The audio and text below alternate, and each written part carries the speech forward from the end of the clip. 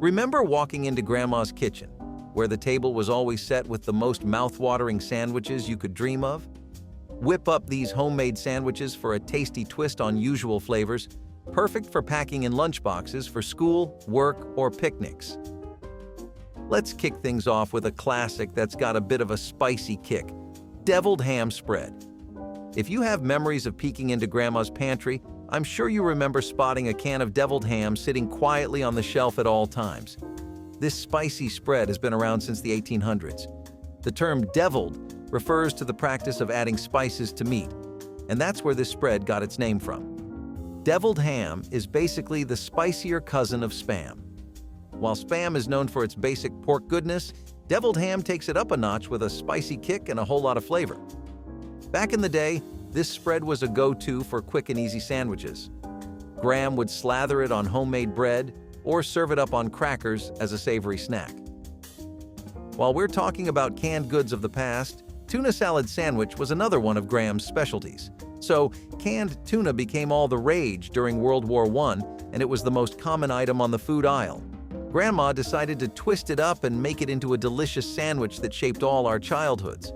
This one was a staple at picnics or simple lunches at the grandparents' house. The star of this sandwich was mayonnaise. Yeah, there was no tuna sandwich without this key ingredient. It bonded the tuna salad together and gave it its unique taste. Tuna salad sandwiches were the top choice for lunch because they were easy to prepare and didn't require any cooking. Grandma could whip up a batch in minutes, and let's be honest, we ate them just as quickly. You can't have a conversation about classic grandma sandwiches without bringing up the egg salad sandwich. This sandwich started out as an economical way of using up extra eggs. Eggs were a budget-friendly protein source, and this sandwich with just a few ingredients from the pantry. This one also used mayo to bind the sandwich together, but some grandmas added a bit of mustard for a tangy kick. This was a post-Easter favorite, as after the holiday ended, there were plenty of hard-boiled eggs on hand, and of course, Graham didn't let anything go to waste. You can make this one yourself with some store-bought egg salad, but it won't taste the same as it did back in the day. When it comes to sandwiches, only a few were as satisfying as the roast beef sandwich. So, many sandwiches were originally created as a clever way to repurpose leftovers, and this one was no exception. Roast beef sandwiches often started with leftovers from Sunday dinner. The Sunday roast was a time-honored tradition, and any extra beef was used to make delicious sandwiches for lunch the next day. In 1900, the dish was described by the Washington Post as unattractive and as a tired ark in a gravy flood. However, it gained popularity in the coming years when Grandma decided to take matters into her own hands, and by 1931, some critics even went as far as to describe it as a true taste of South Dakota. The bread for Grandma's roast beef sandwich was often homemade, and boy did she know how to dress it up. Whether it was a dollop of horseradish sauce, a spread of mustard, or a smear of mayonnaise, Graham knew exactly what it needed, and if we got lucky, she even snuck in a slice of cheese. Speaking of meaty sandwiches, the Turkey Club sandwich was another fan favorite.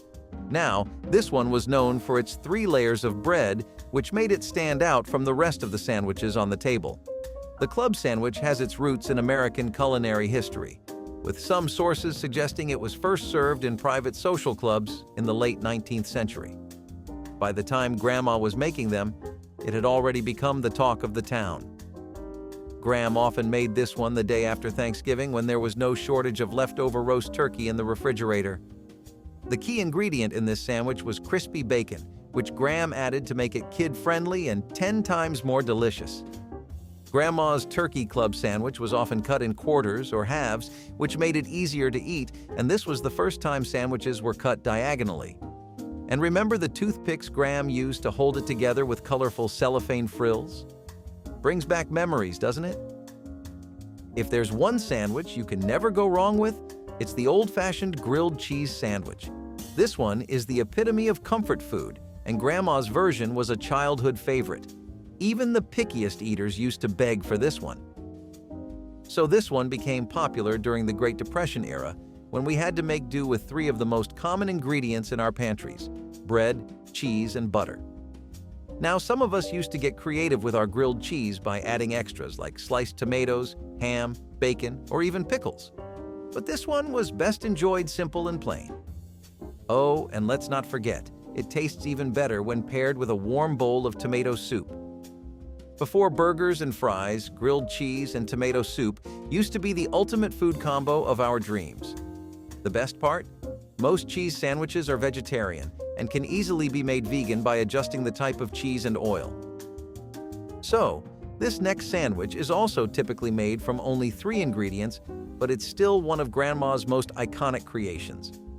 I'm talking about the infamous BLT sandwich. The name is an abbreviation for the ingredients: bacon, lettuce, and tomato. This sandwich was a summertime favorite, especially when tomatoes were at their ripest in Graham's garden. The BLT's roots can be traced back to tea sandwiches served in the late 19th century, but it wasn't until World War II when it gained popularity. During this time, supermarkets made bacon, lettuce, and tomatoes more widely available all year round, and Grandma made sure to use them up in the kitchen. A classic BLT is often made with mayonnaise, but some purists argue that the sandwich should be spread with butter instead.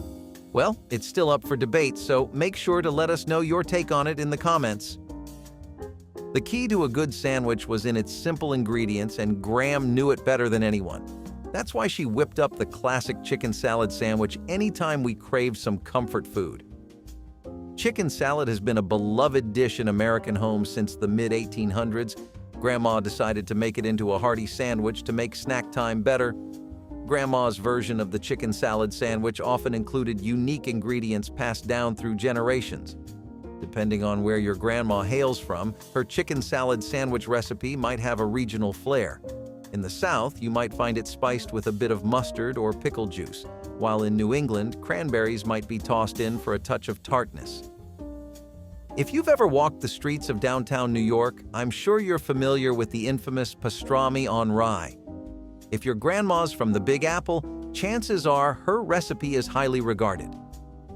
This sandwich became a staple in Jewish delis in the late 19th and early 20th centuries, thanks to Eastern European immigrants.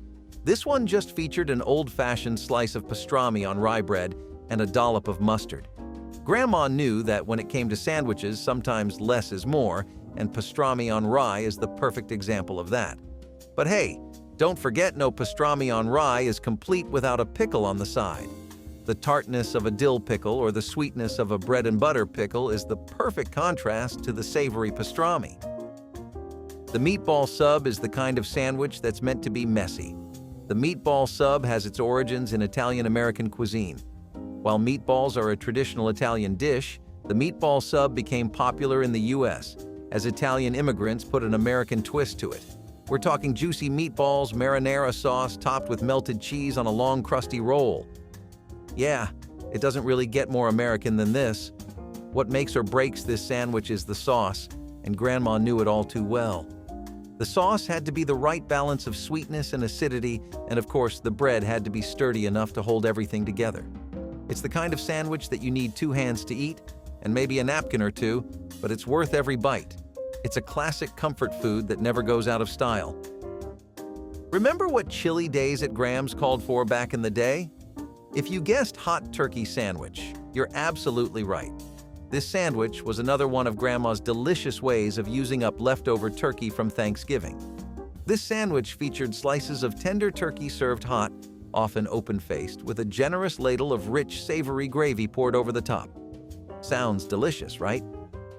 Grandma made her hot turkey sandwich special with the gravy. Whether she made it from scratch with turkey drippings or used a trusted recipe, the rich gravy soaked into the bread, making each bite juicy and flavorful. She knew that nothing went to waste, and the hot turkey sandwich was a delicious way to make the most of those leftovers. Liverwurst might not be everyone's cup of tea, but for those who loved it, there was nothing quite like a liverwurst sandwich.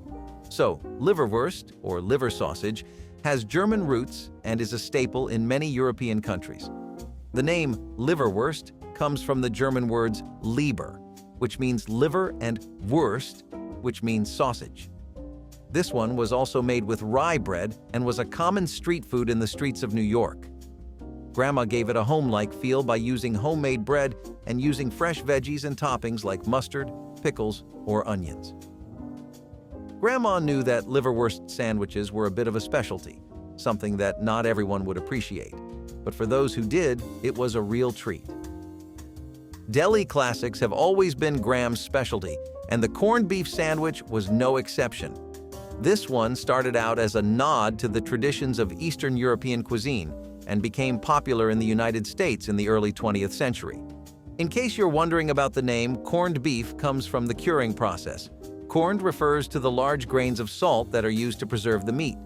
This was a pretty simple beef sandwich with a hint of mustard, but its taste really spoke for itself. And it even made its way into pop culture by being frequently featured in TV shows, movies, etc. For example, in the film The Godfather, there's a memorable scene where a character is shown eating a corned beef sandwich. If you've seen the movie, I'm sure you remember it. Florida was known for its delicious sandwiches, and grandmas in the Sunshine State were masters at making the Cuban sandwich. It was brought to the States by Cuban immigrants and instantly became the talk of the town in Tampa and Miami. Traditionally, Cuban sandwiches were pressed in a sandwich press, or plancha, which gave them their distinctive crispy crust. Grandma knew the secret to a great Cuban sandwich was in the press. The sandwich had to be pressed just right, so that the bread was crispy and the cheese melted, but the inside was still warm and full of flavor. There's even a special day to celebrate this sandwich. National Cuban Sandwich Day is celebrated on August 23rd each year. Make sure to mark your calendars. The salami and cheese sandwich was another deli favorite. This is another Italian classic. Salami and cheese sandwiches have roots in Italian cuisine, where cured meats like salami were often paired with cheeses in traditional sandwiches. Salami paired well with various cheeses, including provolone, Swiss, or cheddar. So Grandma just used whatever was on hand. But for a true salami and cheese sandwich, crusty Italian ciabatta is a must, and it's even better when it's homemade with love. Now salami has been around since ancient Rome, but it became popular in sandwiches during the 20th century as Italian-American communities spread their culinary traditions. This sandwich wasn't really the healthiest choice out there, but Graham loved spoiling us every now and then, and there was no better treat than this bad boy. Here's another French classic that's a bit different from the rest of the sandwiches on the list. The Monte Cristo sandwich is a variation of the French croque monsieur. In simpler terms, it's a classic grilled ham and cheese sandwich. To make a great Monte Cristo, the sandwich had to be fried just right, and unlike most, this was dipped in egg batter and fried. The name was inspired by Alexandre Dumas' novel The Count of Monte Cristo, and this gave it a luxurious touch. If you have French ancestors, you likely have fond memories of eating this at family brunches. New Orleans contributes to the sandwich table as well, and it's got a classic, the Muffaletta. This one originated in New Orleans, Louisiana, when Italian cuisine was on the rise. The sandwich is named after the round, Sicilian-style bread it's traditionally made with, known as Muffaletta bread. It's typically a large sandwich, so every time Grandma made one, it was a whole feast. Plus, let's not forget the olive salad it was paired with. Talk about Italian cuisine at its finest. If you ever want to try the OG Muffaletta, Central Grocery and Deli in New Orleans is credited for its creation. Yeah, it remains a must-visit spot for this iconic sandwich. So, here's the part where it gets controversial. Whether a hot dog qualifies as a sandwich is still debated. But for the sake of this video, let's consider it one.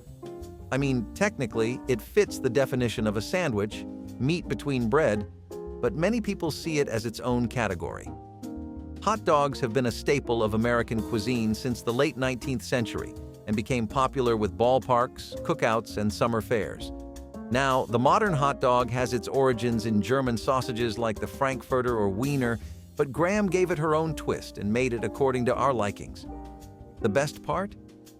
If you don't like mustard, she skipped out on it. Yeah, the classic hot dog is topped with mustard, ketchup, and relish, but it could be customized. In Chicago, hot dogs were famously topped with a combination of mustard, onions, pickles, tomatoes, sport peppers, and celery salt, never ketchup. Let's have a full circle moment with another sandwich that made sure leftovers didn't go to waste. Grandma's cold meatloaf sandwich was one of those dishes that tasted even better the next day.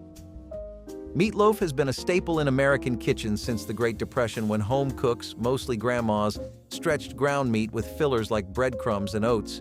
The sandwich became a popular way to make the leftovers go even further.